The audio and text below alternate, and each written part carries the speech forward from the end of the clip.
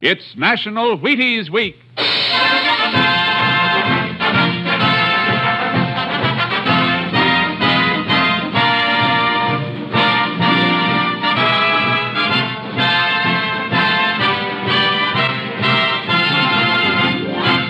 Yes, it's National Wheaties Week, and Wheaties present Joel McCrea in Tales of the Texas Rangers. On stage tonight, transcribed from Hollywood, another in the Wheaties' big parade of exciting half-hour presentations.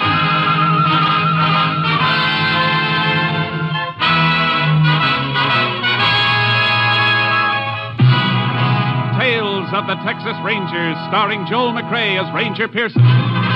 Texas, more than 260,000 square miles. And 50 men who make up the oldest and most famous law enforcement body in North America.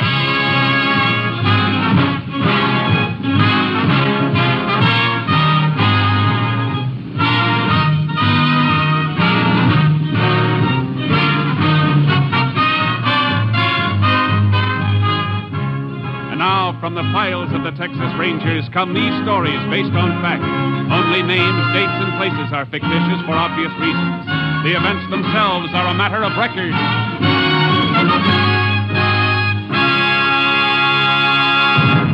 Case for tonight, Quicksilver.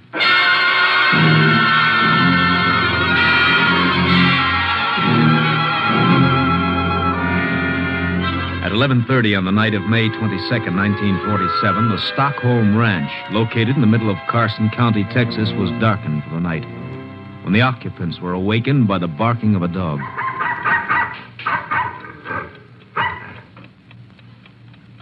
Jim, wake up.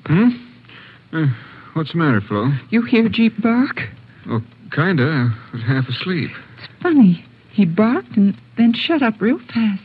He might have took off after something. He'd have kept on barking then. It sounded like he was... Be quiet a second. See? Don't hear him anymore. Yeah. What are you going to do? Gonna take a look to see. It ain't like Jeep to bark at nothing, then shut up. Jim. What's the matter? Jim, somebody came in the house. Oh, you probably just heard the kid tossing in his sleep. No, I got a funny feeling. All right, I'll put on a light and have a look. I'm coming along. I want to go and see if anything... Son, I'm coming!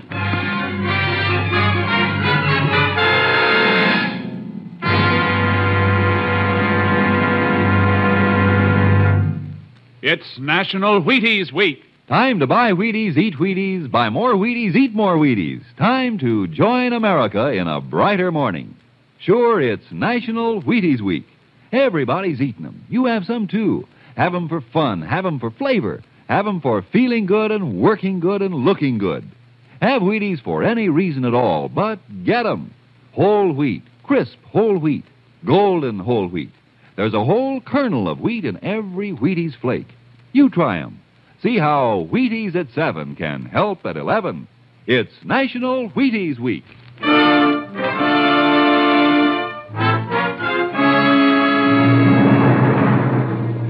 On May 29th, 1947, the bodies of Jim and Flo Stockholm and their 10-year-old son, Carl, were discovered by a playmate of Carl's. Sheriff Lockins notified the Texas Rangers, and Ranger Jace Pearson was assigned to the case. Place is just like it was, Jace, excepting for the bodies. Kind of a mess, isn't it, Sheriff? Yeah. All three of them in their night clothes, you said. Uh-huh. This here is Jim and Flo's bedroom. I see. Bedclothes mussed up. Whoever did the killing woke him up. Likely the dog woke him. Oh, yeah. Jeep, you said. Found him dead a piece from the house. Clubbed over the head. Uh-huh. Okay, let's say Flo and Jim Stockholm were awakened by the dog. Jim would get up to see what was the matter. Flo went with him probably to see if the kid Carl was okay. They didn't get no further than this room here, right outside the bedroom. Yeah, all three of them. Funny Jim Stockholm didn't have a gun. Yeah, if he thought somebody was in a house or prowling around outside, he'd have grabbed his gun. Unless something stopped him. What are you thinking about, Jace? Just that the killer might have got in Carl's room. That's right over here. Uh-huh. Maybe Carl spotted the killer, hollered, and that'd make both Jim and Flo jump fast. Yeah. Jim wouldn't think of grabbing his gun. window here has been jimmied up. You see that? Yeah. I guess you're right. Killer coming this way. Kid saw him, yelled. Tried to get out. Got as far as the room out here. There's what they were killed with, Jason. Flat iron. An old-fashioned flat iron. Yeah, used as a doorstop. Killer grabbed it and used it. Wonder why he didn't shoot. How far away is the next ranch, Sheriff? 6 miles at least. Why? Just figuring maybe the killer didn't want to risk the noise of shots. Must have picked up the flat iron. Why, he killed the little kid, too. Didn't want anybody to be able to identify him. Yeah, likely. Well, what now, Jace? I'd like to fine-comb this house for fingerprints. Meantime, I got a few things I'd like you to find out in town.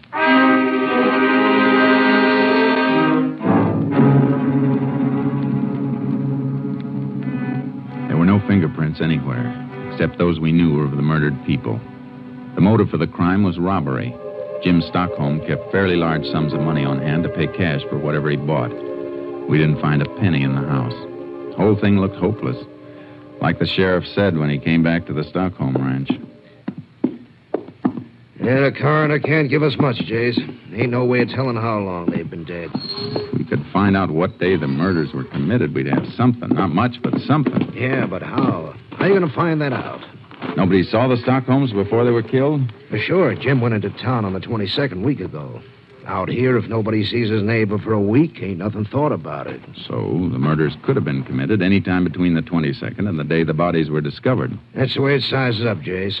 Killer's got at least a week to make tracks for, well, Texas is big. Sheriff, that fence there, near the corral. Well, that's a hog pen. Hey, the hogs are gone. Yeah, busted through. Come on. I never noticed it before. Never thought about looking for the hogs. Who would? Well, look here, Sheriff, where the fence is busted through. Look at these. Here. Hog bristles. Lots of them. Caught on the broken part of the rail. Hogs broke out and pushed through here. Yeah, but look at here, Jace. What's it got to do with what we're after? What made these hogs go wild and break out? It's my guess they got awful hungry. Sure. And went looking for something to eat. Come on. We're going to the barn and take a look at the hog feed. Then we're going into town.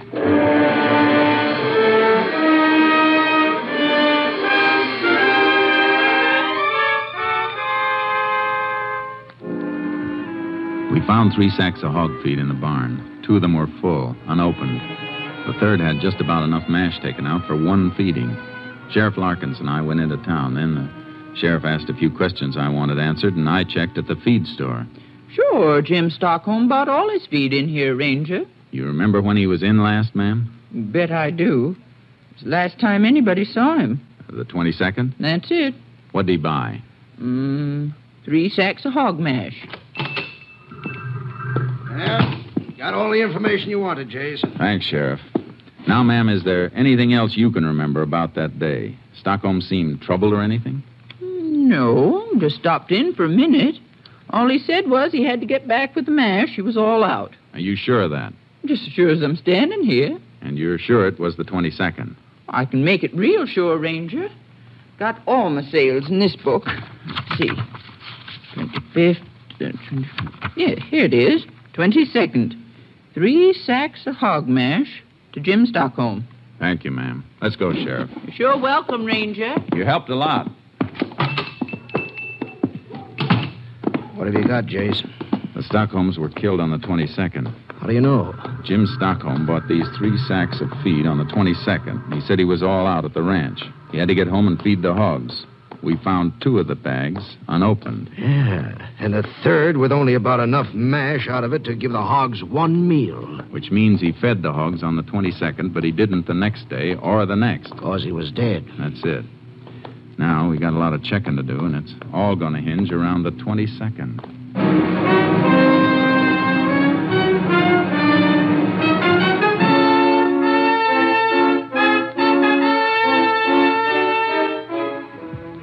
We questioned everybody, but it all added up to a big round 0. Everybody knew Jim Stockholm and liked him. He didn't have an enemy. Everyone we questioned could account for his time on the 22nd. Nobody'd seen a stranger in town. So I played a hunch. Sheriff Larkins and I rode over to the Stockholm Ranch trying to pick up anything. Then about 8 miles north of the ranch, we got a break. Hey, Chase! Chase! Yeah, Sheriff? Here, will you? What do you got, Sheriff? I don't know. It looks like ashes. Empty bean can there, too. Uh-huh. Looks like somebody cooked himself a meal here. Horses' tracks around here, too. One horse. Yeah. Looks like they might be about a week old. Might not mean a thing, Chase. Could be anybody's horse. Sure could, but nobody in town saw a stranger. Little town like that, people notice a stranger right away. But if a man came riding from this direction, chances are nobody'd see him. Still could be anybody. I know.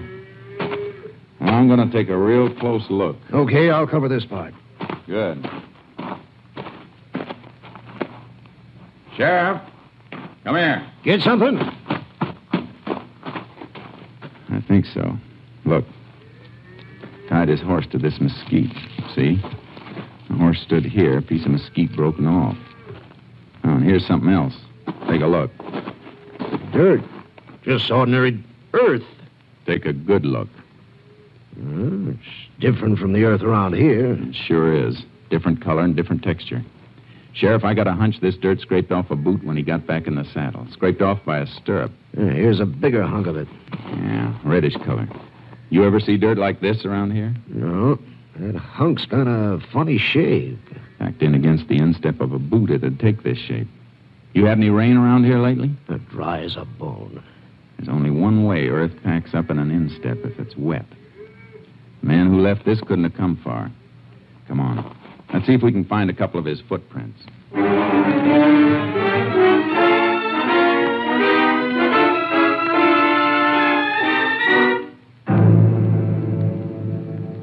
We picked up a few prints. I took their measurements. Then we went back into town. I asked some more questions. Meantime, I sent the earth samples to the lab for analysis. And by the time I got back to my headquarters, Captain Stinson had the report. Looks like this earth came from southwest Wheeler County, Jace. At least the lab thinks so. Wheeler County southwest. Well, it kind of fits, Captain. Fits what? That part of Wheeler County is not far from Stockholm Ranch. No, it isn't. Just about as far as it'd take wet earth to dry out and get hard enough to scrape off a man's boot. Yeah, I see. What else you got? A few horsehairs I picked off the mesquite bush. Looks like the fellow was riding a sorrel. And something else. Plaster casts of his boot prints. Mm-hmm. It's a pretty big boot. Big man. Maybe 6'2" or 3. You're right. But there are no fingerprints. There's no real evidence. This fellow whose boot prints you got, he might have been anybody. Might never have gone near the Stockholm Ranch. Yeah, I know that, Captain. You didn't pick up any of his boot prints around the house, did you? No, place was pretty messed up. A lot of people got there before I did. Yeah, that's one break a criminal always gets. If only people'd stay away. If only they'd have enough sense to realize. Sure, but they don't. They don't mean any harm, though. Okay, what's next? Look for a man 6'2" or 3 riding a sorrel? I'd like to, Captain. Starting where? Well, Texas, I guess.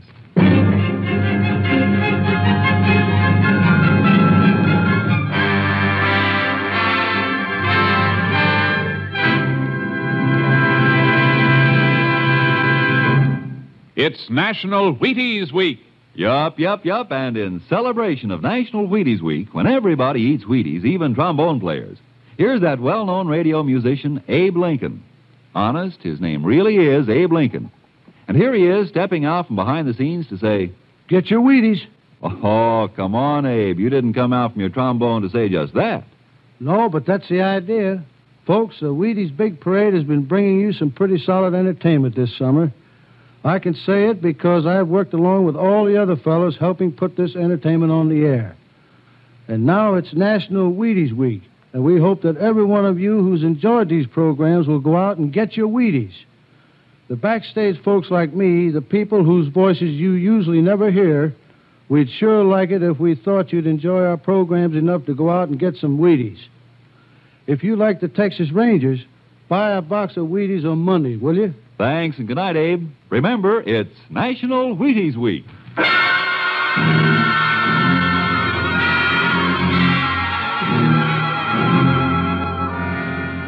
I kicked around for a few days, covering all the ground I could between the Stockholm Ranch and Wheeler County, and then I reported back to Captain Stinson. Kind of picked up something interesting, Captain. Like what, Jace? Weather reports. Here's a map of Wheeler County. The places I've marked in red had rain within the last 3 weeks. Oh? Well, what about it? Well, this place. Right here. The only spot of the marked places that'll show the same kind of earth we had analyzed. I checked. Mm-hmm. So it's narrowed down to that. But you can't arrest a man just because he happened to be in a place where it rained. I know I'm working on a shoestring, but there's no other lead, nothing. Might be I'll hit a stone wall or pick up some poke who just happened to pass through the spot where we found the prints of earth, but it's a chance, Cap, the only one. Well, suppose you chase down that lead in Wheeler County and your man's gone. Oh, I don't expect to find him there. He left there and landed at Stockholm Ranch, maybe. And left no fingerprints. There's not a single piece of evidence. It's still the only lead. You want to stick to Wheeler County, huh? That's about it, Captain. Maybe pick up a description of a possible suspect. Well, where'll you start? Well, here's what I think. The man we're looking for is a drifter. Maybe a poke that picks up work here and there where he can get it. The fact that he ate a can of beans and cooked it himself means he didn't have a nickel to buy a decent meal, even though he was near a town. That kind's usually a drifter. Made a buck here and a nickel there. You see what I mean? All right, Jace. Play the hunch. But if the lead peters out... I'm hoping it won't. See you later. Now, you keep in touch. Yeah. Radio or phone. So long.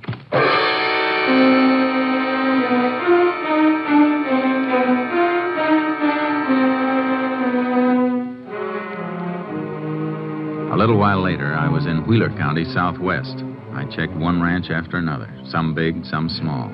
What I wanted to know was, had anyone seen a man about 6'2" or 3, a man who owned a sorrel and didn't have steady work? I once read where a man found a needle in a haystack. Did it on a bet. Well, my needle could be in any haystack. Then on the Claude Edwards Ranch near Ramsdell, I ran into something. Sure, I remember a poke about like that, Ranger.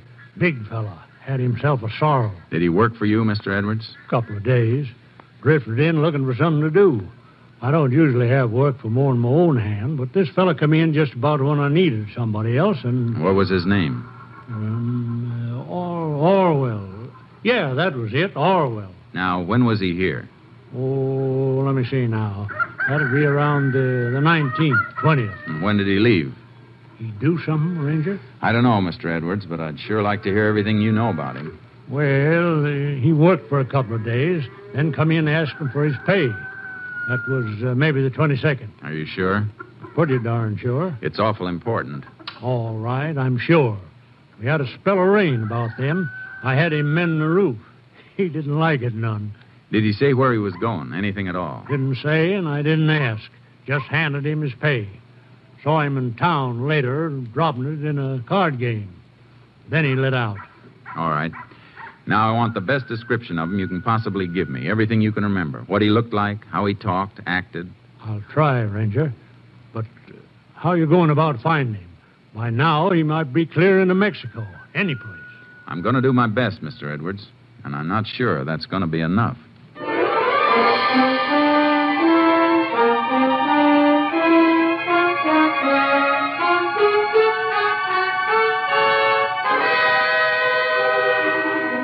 I got a description of Orwell. 6'2", dark hair, rode a sorrel, tight-lipped and not too easy to get along with, black mustache. Funny how little that people notice things unless it's something they really want to see. What description we had was sent out. 50 false leads came through, 100. But every once in a while, one came through that matched something else. Captain Stinson and I talked it over. Well, maybe it is something, Jace. Look. 100 different leads, but there's one that shows up every so often. This one. Same description. Drifter, gambles a lot, had a dozen different jobs. There's something else, Jace. Now, look at the pattern here. Yeah, I am. This one keeps moving southwest, always away. The others jump around.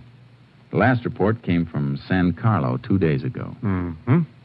I'd like to mosey into San Carlo and see if I can pick up anything from there. I figure this Orwell's moving slow. He's counting on being safe by now. Well, what if you find him? There's still not much evidence. We'd have to get a confession out of him. Nothing we've got will stick in a court. I got an idea about that. Let me try it, Captain.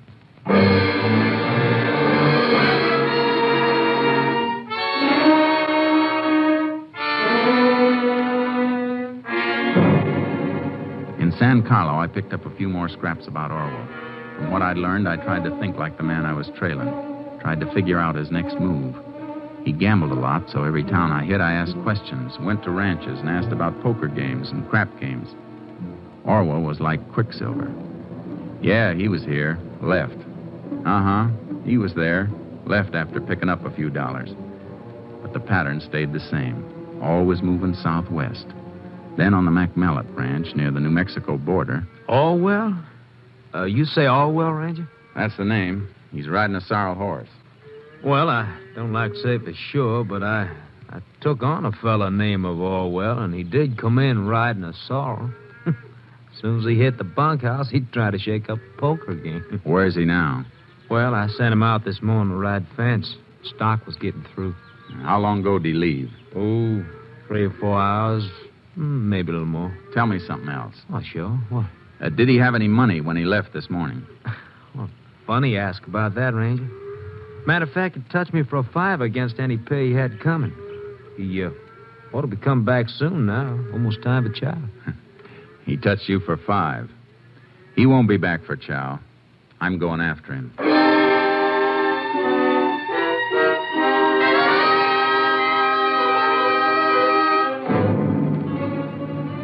I followed the fence rider's trail. It was well into the afternoon when I spotted a rider up ahead. I took off my badge and stuck it in my pocket, put my guns in my waistband under my jacket, and caught up with him.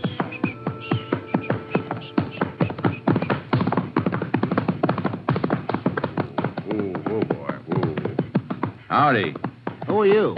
Name's Pearson. You're Orwell, huh? Yeah, why? The boss sent me out to look for you. Boss? Oh, boy, whoa. Yeah, foreman back at Mellett's ranch. What for? Well, we got to get back to the north fence. You wasn't working there when I left. Just got took on. I guess we'd better get back to the north fence. Boss says it's important. That's so. Say, come to think of it, you're not even on the ranch anymore. I hit the boundary fence a piece back. All right, I got news for you, mister. I ain't riding fence. Now, you take off. You see about that north fence. Huh? You mean you're quitting? Right the first time, mister. Now, so long. Hey, hold it a minute. You're downright unsociable. Oh, boy, whoa. You're downright nosy. Me? I didn't mean to be. Say, you mind if I ride a piece with you? Yeah, I do. Well, I'd kind of like company. Thought you was just took on at the Mellett's place. Seems to me you're riding wrong, mister. Oh, I got no hankering for work either. Not with 500 in my jeans. 500? A poke like you with 500? Got lucky in a crap game night before last. Then why'd you take the job? Oh, man can always use a couple more bucks. Well, I guess I'll be riding on. Hey, wait. Huh? Okay. I kind of like company myself. You want to ride a piece with me? It's okay.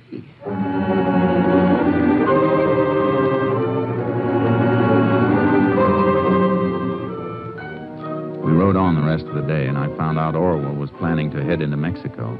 We bedded down early. And along toward midnight, when Orwell thought I was asleep, he raised up and moved toward me.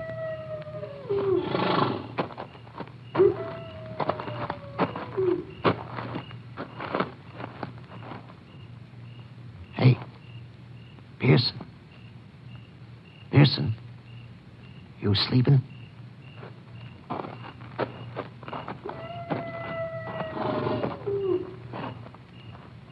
Something you want in my saddlebag, Orwell? I thought you were sleeping.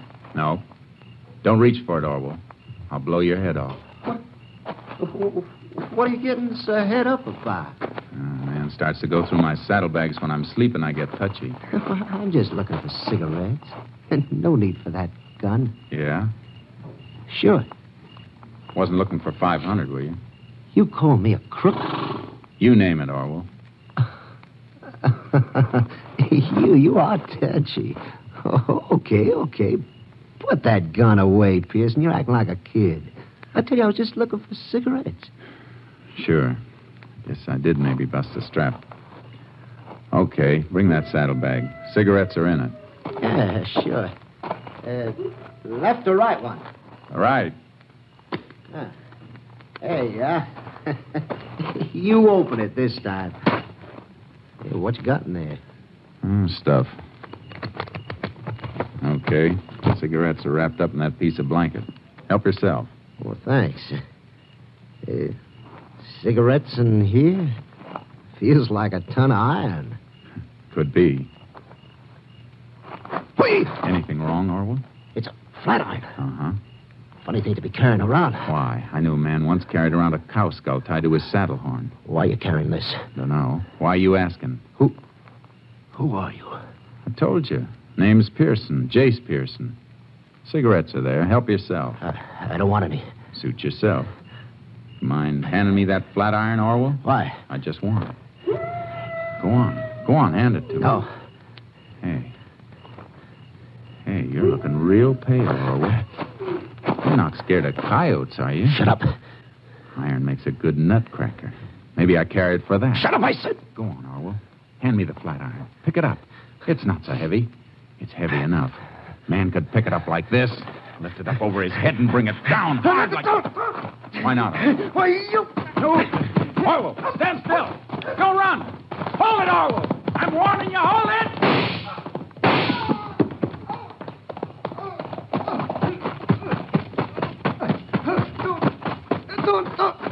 Don't shoot again. Unless I have to. Who are you? Pearson. Texas Rangers. Figured I'd get caught up with... Guess we better start going, Orwell. You're not hurt too bad. Shooting by moonlight kind of spoils a man's aim. Come on, let's go.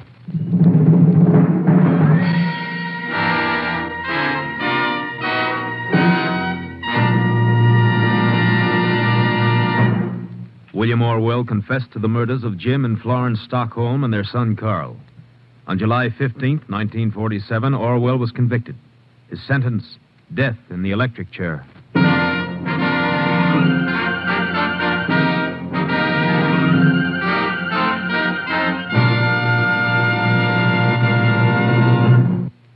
Joel McRae, your Texas Ranger, has asked me to ask you to have some Wheaties. Yes, have some Wheaties because it's National Wheaties Week. The week when everybody goes out and buys a box and enjoys a dish of America's famous whole wheat flakes. Start early in National Wheaties Week so you'll have time to buy 'em and eat 'em and buy some more and eat some more. Wheaties, that is. And while you're enjoying 'em, partner, you're getting wide-awake energy, whole wheat energy. There's a whole kernel of wheat in every Wheaties flake. Begin a better breakfast with Wheaties and see if you don't find yourself striding high, wide, and handsome right through the morning. Rangers can ride better, salesmen can sell better, plumbers can plumb better with a better breakfast. Milk and fruit and Wheaties. Get yours. Breakfast of champions. It's National Wheaties Week. Next week, Joel McRae in another authentic reenactment of a case from the files of the Texas Rangers.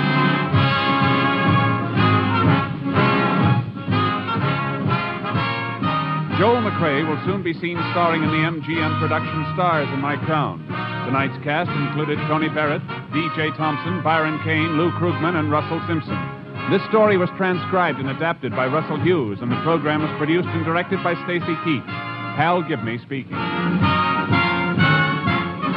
And this is the Wheaties man, Frank Martin, inviting you to listen on Tuesday night to the Penny Singleton Show on the Wheaties Big Parade. See you then. Remember, it's National Wheaties Week. Come on, everybody, to the Wheaties party. Eat a lot of Wheaties like the champions do. Dance together, cheek to cheek. This is National Wheaties Week. Eat a lot of Wheaties like the champions do. Wheaties, a breakfast of champions. Tomorrow, Sigmund Romberg conducts the Summer Symphony on NBC.